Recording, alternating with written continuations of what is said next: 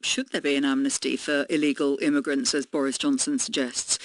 Let's hear from Lord Green of Duddington, the chairman of Migration Watch, who wants to reduce the amount of immigration to the UK, and Sophie Jarvis, a policy advisor at the free market think tank, the Adam Smith Institute. Welcome to both of you. And you've heard there the figures. I just wonder, in principle, and Lord Green, this question to you first, do you accept Boris Johnson's argument that an amnesty for migrants who may have been here illegally but who have nevertheless played a constructive role in society is timely?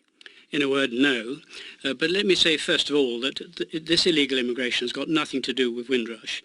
They've done nothing illegal, and it's quite wrong to conflate the two issues, as many people in Parliament are doing. And we are treating it separately, so let's continue to talk absolutely about that. I want to make my position clear on that. Now, your question was about amnesties. There are two main arguments against them. One is that they don't work. They just encourage illegal behaviour. In the last 25 years or so, Italy has given 5 amnesties, Spain has given 6, and on each occasion there were even more applicants than last time. So they don't work. Secondly, it's wrong in principle to encourage illegal behaviour. We think it's bad for society, it's bad for the people concerned because they're so easily exploited, and it's very, very expensive for the taxpayer. They would all qualify for pensions and social security. We think it's the dumbest idea in human history. Sophie Jarvis, it's wrong to encourage illegal behaviour. Well, I think we have to. I think there are two main points here. I think Andrew obviously said that perhaps the amnesties actually don't work, but I think there's conflicting evidence there. So, for example, in the 1980s, where America granted amnesty to illegal immigrants, that hasn't seen a massive increase in the illegal immigrants that America has. And also, on a human level, Andrew, you might say that these people should go home, but this is their home. If they've been here for 10 years, they've lived here, they've worked here. This is their home.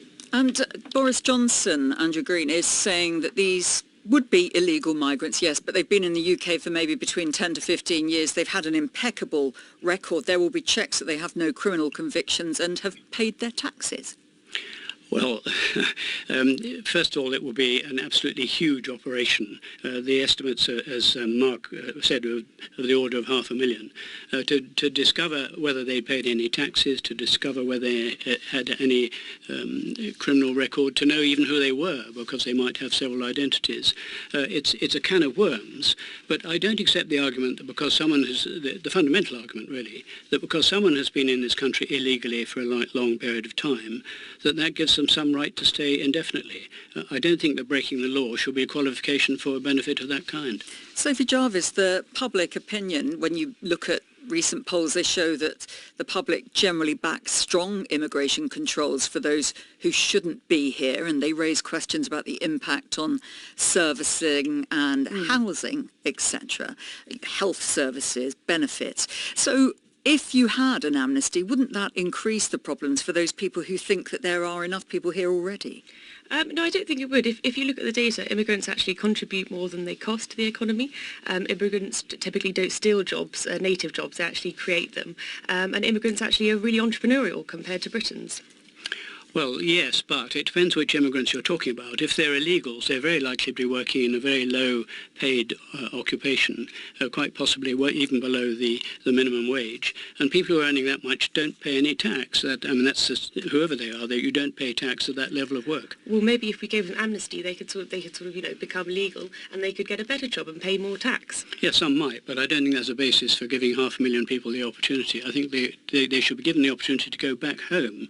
But this is their home. Well, it's not home. They were born and brought up in another country, and it would be, indeed, it's part of the arrangements that the Home Office have available, which is to help people to go home to pay their fares, and that, I think, is the way forward. But home might be a sort of war-torn country, and Britain might be a better country for them. Well, if it's a war-torn country, then they can apply for asylum. And there's a whole judicial system that will decide that. Some of the people we're talking about have been granted asylum, and that's fine. We're entirely in favour of that. But if they've been rejected for their asylum claim, as some have, then they should go. They really have no reason and no justification for staying here.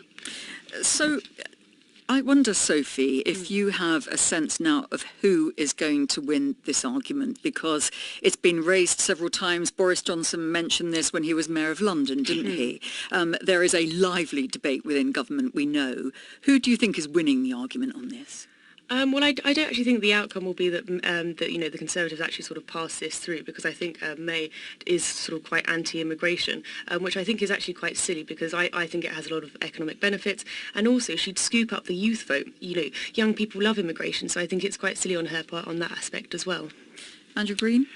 Well, we're in favour of immigration, provided that it's limited, controlled, and to the benefit of the present community. I don't think that there's remotely a majority in Parliament to give an amnesty to 500,000 people. I think the public would be totally against it, and the advantage of MPs as opposed to Lords is that they have to pay some attention to their constituents. So I know you said the Windrush example was different, but I think the sentiment is the same, that if people that have lived here for 10 years and have a life here, the public won't want to send them back home. Well, but they're not the same, you see, because the Windrush people have been here entirely legally for the whole of that period. There's no argument for sending them home at all. I don't think it's the legal aspect that people are really bothered about. It's whether they sort of regard England as their home. All right. So I don't think people are that stupid, dare I say it. Well, look, thank you both for bringing your views to this, and I'm sure it'll spark debate outside as well. Lord Green and Sophie Jarvis, thanks very much indeed for joining.